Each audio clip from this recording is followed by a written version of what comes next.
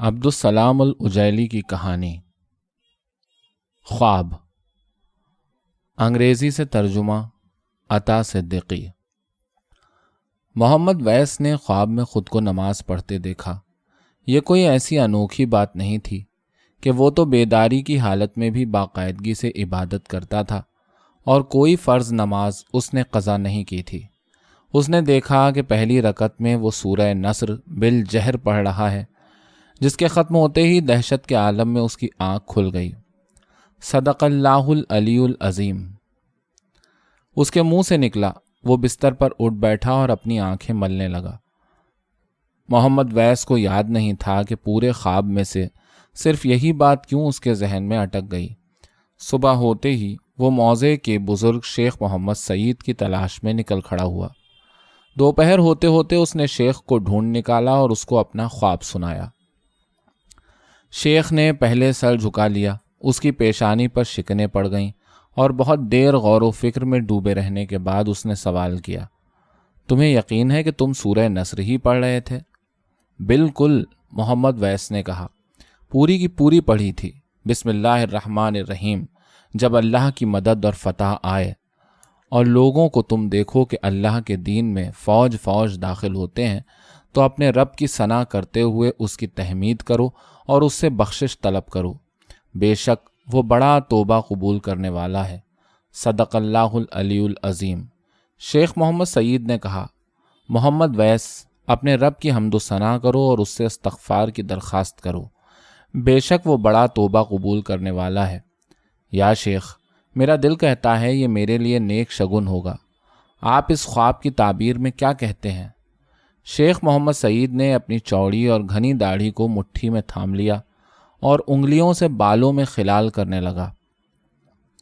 وہ اپنے تباہر کو خواب کی تعبیر جیسی معمولی بات کے لیے استعمال کرنے سے ہچکچا رہا تھا۔ آخر کار وہ بولا، محمد ویس، اللہ سے توبہ استغفار کرو، بے شک وہ بڑا توبہ قبول کرنے والا ہے۔ خواب میں خود کو یہ صورت پڑھتے ہوئے دیکھنے کا مطلب ہے کہ بس اب انجام قریب ہے۔ محمد ویس، جو ویسے ہی بولایا سا رہتا تھا، یہ سنتے ہی سر سے پیر تک لرز گیا۔ کیا کہہ رہے ہیں شیخ؟ تمہارے روبرو یہ بات کہتے ہوئے کلیجہ منہ کو آتا ہے۔ شیخ بولا، مگر حوصلہ رکھو، اللہ کی رحمت جلد ہی تمہارے شامل حال ہوگی اور موت تو سبھی کو آنی ہے۔ محمد ویس، کوئی شخص یہ خواب دیکھنے کے بعد 40 دن سے زیادہ نہیں جیا۔ یہ فیصلہ سنا کر شیخ تو ظہر کی نماز کے لیے وضو کرنے چل دیا اور محمد ویس مارے دہشت کے گمسم بیٹھا کا بیٹھا رہ گیا۔ اس کے پیروں میں کھڑے ہونے کی سکت بھی نہ رہی۔ خوش گلے سے وہ منمنایا، 40 دن، اللہ ہمت دے۔ جس بستی میں محمد ویس اور شیخ محمد سعید رہتے تھے بہت مختصر سی تھی، اس لیے شام ہوتے ہوتے ہر فرد کو محمد ویس کے خواب اور شیخ محمد سعید کی تعبیر کا علم ہو گیا۔ وہ موضع ایسا تھا جہاں خوابوں کی تعبیر پر اعتبار کیا جاتا تھا اور اگلی شام تک ہر فرد و بشر کو یقین ہو چکا تھا کہ محمد ویس 40 دن میں ختم ہو جائے گا۔ پہلے فردن اور پھر ٹولیوں میں لوگ باغ محمد ویس کے پاس آنے لگے، جس کے باعث ان لوگوں کی خاطر جو اس کی عیادت یا پیش از مرگ تعزیت کے لیے آ رہے تھے، اس کو اپنے گھر پر ہی رہنا پڑا۔ محمد ویس کے خاندان کی عورتیں ٹوہ لینے کے لیے آتیں اور آنکھوں ہی آنکھوں میں اس کا جائزہ لیتیں۔ اس کو تندرست اور توانا مگر خیالوں میں گم دیکھ کر وہ بین کرنے لگتیں اور اللہ سے فریاد کرتیں کہ وہ موت کے فرشتے کو روک لے جو اس کو لے جانے پر تلا ہوا تھا، حالانکہ وہ ابھی ہٹا کٹا تھا۔ گو محمد ویس کو کوئی غم یا تردد نہیں تھا، لیکن حفظ ما تقدم کے طور پر جو تدبیریں ہو رہی تھیں اور اس سلسلے میں جو نازک سوالات اس سے کیے جا رہے تھے، انہوں نے اس کو اندوہ اور پریشانی میں مبتلا کر رکھا تھا۔ 10 دن تو اس نے جیسے تیسے معمول کے مطابق گزار لیے، گھر سے ہاٹ تک روزانہ آتا جاتا رہا، تاہم جلد ہی اس کے اعصاب بول گئے اور قوت برداشت جواب دے گئی۔ اب لوگوں نے دن میں بھی اس کے پاس آنا شروع کر دیا تھا، جبکہ پہلے وہ صرف شام ہی کو گھر پر ملتا تھا۔ خواب دیکھنے کے 20 دن بعد محمد ویس کے گھر کی عورتوں نے اس کا بستر جھاڑنا چھوڑ دیا، کیونکہ اب وہ صبح شام اسی پر پڑا رہتا تھا۔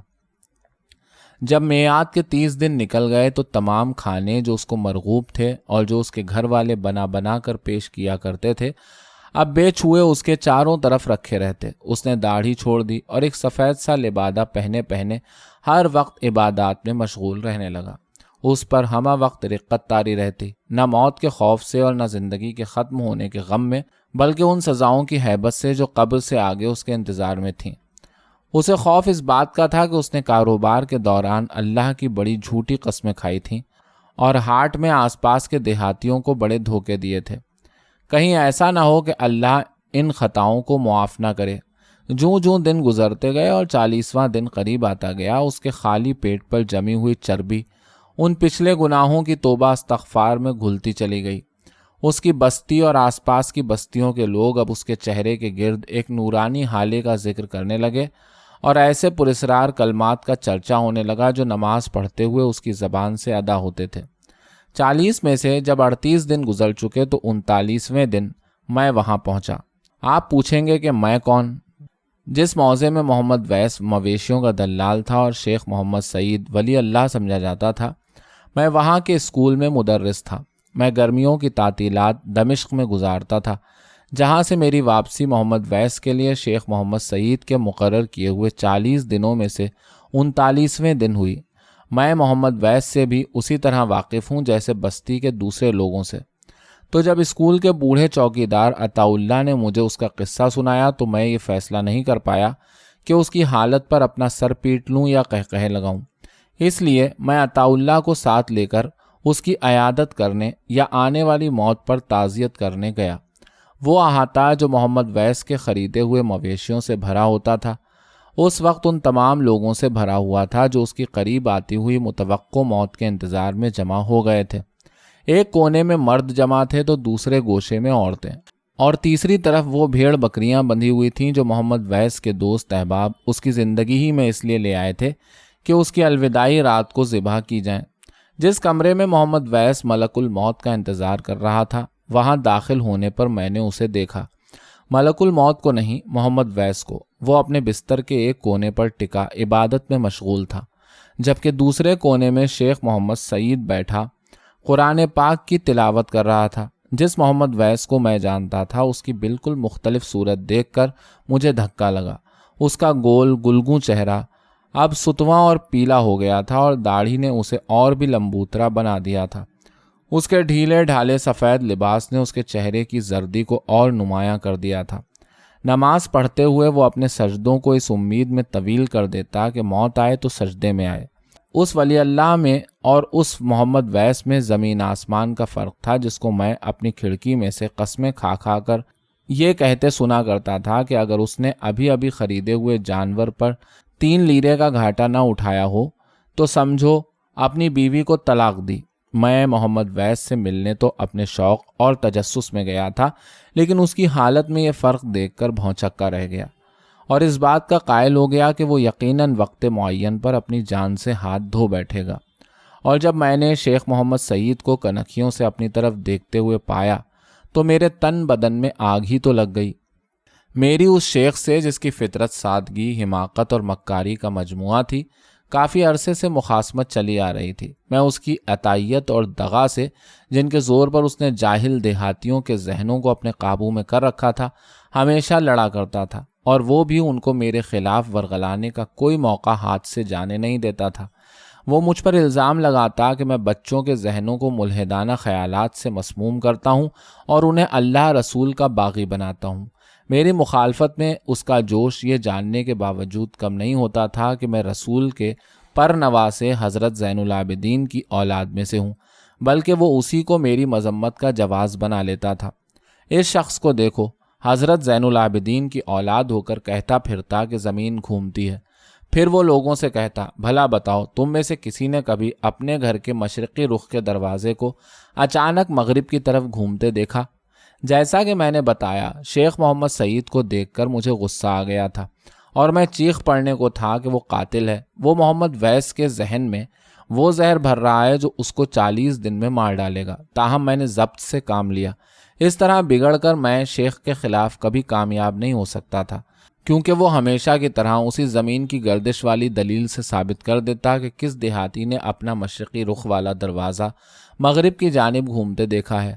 پس ثابت ہوا کہ زمین نہیں گھومتی۔ میرے خلاف کینہ رکھنے پر اللہ اس پر رحم کرے، اور محمد ویس اگر کل صبح تک شیخ محمد سعید کے زیر اثر رہے تو اللہ اس پر بھی رحم کرے۔ غم اور غصے کے مارے دل پر ایک بوجھ لیے میں اسکول لوٹ آیا۔ میرے کہنے کے مطابق چوکیدار عطا اللہ نے مجھے منہ اندھیرے اٹھا دیا۔ میں اپنے ساتھ دمشق سے 3 چتی دار ناشپاتیاں لایا تھا جو میں نے رات کو ہوا کے رخ پر رکھے مٹکے کے نیچے رکھ دی تھیں۔ ان میں سے ایک ناشپاتی اٹھا کر میں لپکتا ہوا محمد ویس کے گھر پہنچا۔ سوائے ان بھیڑ بکریوں کے جو اپنے مالک کی موت کے نتیجے میں خود اپنی موت کی منتظر کھڑی تھیں، احاطے میں کوئی نہیں تھا۔ زنان خانہ روشن تھا اور رونے کی دھیمی دھیمی آواز آ رہی تھی۔ محمد ویس کا کمرہ بند تھا۔ میں نے کھڑکی سے جھانکا تو دیکھا کہ وہ موت کے انتظار میں عبادت کرتے کرتے تھک کر سویا پڑا ہے۔ کئی بار میں نے زور زور سے دروازہ کھٹکھٹایا، پھر دھکا دے کر دروازہ کھولتے ہوئے چلا کر کہا، محمد ویس، اللہ کی حمد و ثنا کرو۔ وہ نیند سے چونک پڑا اور چیخا، کیا ہوا؟ میں ہوں، استاد ناجی۔ ڈرو نہیں محمد ویس، اور میری بات سنو۔ میں نے دیکھا اس کی آنکھوں سے آنسو جاری ہو گئے تھے اور بہہ بہہ کر اس کے رخساروں سے ٹپک رہے تھے، اور وہ سہما ہوا گمسم بیٹھا تھا، اس خوف سے کہ کہیں میری بات سننے سے پہلے ہی اس کا دم نہ نکل جائے۔ میں نے کہا، میں تمہارے پاس اس لیے آیا ہوں کہ میرے جد امجد حضرت زین العابدین نے مجھے بیدار کر کے تمہارے پاس بھیجا ہے۔ آپ پر اللہ کی رحمت ہو، آپ نے مجھے حکم دیا محمد ویس کے پاس جاؤ اور اس سے کہو کہ اللہ نے اس کو آزمائش میں ڈالا تھا اور جان لیا کہ وہ توبہ کرنے والا بندہ ہے۔ اس کو یہ پھل دینا، یہ بہشت کے میووں میں سے ہے، اور حکم دینا کہ سورج طلوع ہونے سے پہلے 2 رکعت نماز تمہارے ساتھ ادا کرے اور پہلی رکعت میں سورہ نصر پڑھے۔ اللہ اس کی عمر اتنی دراز کرے گا کہ وہ نہ صرف اپنے بچوں کی بلکہ بچوں کے بچوں کی خوشیاں بھی دیکھے گا۔ محمد ویس نے تھوک نگلا، یوں دکھائی دیا جیسے میری بات پوری طرح اس کی سمجھ میں نہیں آئی۔ وہ بس میرے ہاتھ میں دبی ہوئی ناشپاتی کو گھورتا رہا۔ مجھے یقین تھا کہ بستی میں کسی نے بھی چتی دار ناشپاتی نہیں دیکھی تھی۔ میں نے ناشپاتی چھیل کر اس کو کھلائی اور بیج سمیت نگل جانے کو کہا، پھر میں اسے کھینچ کر کمرے کے کونے میں لے گیا۔ محمد ویس، سورج نکلنے سے پہلے نماز کے لیے تیار ہو جاؤ۔ مگر استاد ناجی، میں وضو سے نہیں ہوں۔ مجھے یاد آیا کہ میں نے بھی وضو نہیں کیا تھا، مگر اس خوف سے کہ کہیں میرے مشورے کا اثر زائل نہ ہو جائے میں نے سمجھایا، تیمم کر لو محمد ویس، اس کی اجازت ہے، مارو ہاتھ زمین پر۔ محمد ویس کے ساتھ کھڑے ہو کر میں نے بھی نماز پڑھی۔ ہم نے 2 رکعت نماز ادا کی اور پہلی رکعت میں اس نے سورہ نصر پڑھی۔ پھر میں لوٹ کر اسکول آ گیا اور صبح کا انتظار کرنے لگا۔ 1 گھنٹے کے اندر اندر پوری بستی کو محمد ویس کی نئی بشارت کا علم ہو گیا۔ وہ تمام لوگ جو کل محمد ویس کے احاطے میں جمع تھے آج اسکول کے احاطے میں جمع ہو گئے، اس بات کی تصدیق کرنے کے لیے کہ آیا واقعی میرے جد امجد حضرت زین العابدین خود میرے پاس محمد ویس کی بریت لے کر آئے تھے۔ وہ سب ایک دوسرے پر گرے پڑ رہے تھے۔ اس وقت مجھے لگا کہ آج میں نے شیخ محمد سعید پر واضح فتح حاصل کر لی، کیونکہ نہ تو محمد ویس مرا اور نہ اس کی بھیڑ بکریاں ذبح ہوئیں، بلکہ وہ سب حضرت زین العابدین کی اولاد ولی اللہ استاد ناجی کی یعنی میری نظر کر دی گئیں۔ مگر کیا یہ واقعی میری فتح تھی؟ سچ بات یہ ہے کہ مجھے اس کا یقین نہیں۔ اس فتح کی حقیقت پر شک کا سبب یہ ہے کہ میں شیخ محمد سعید کے مقتدیوں میں سے ایک بھی کم نہ کر سکا، بلکہ الٹا میں نے ان میں ایک کا اضافہ ہی کر دیا، یعنی اسکول کے مدرس کا، یعنی خود اپنے جد امجد کے ناموس کو قائم رکھنے کی خاطر جن کے نام سے میں نے اپنا خواب گڑھا تھا۔ اب میں بھی شیخ محمد سعید کے پیچھے نماز پڑھنے پر مجبور ہوں، تیمم کر کے نہیں، باقاعدہ وضو کر کے۔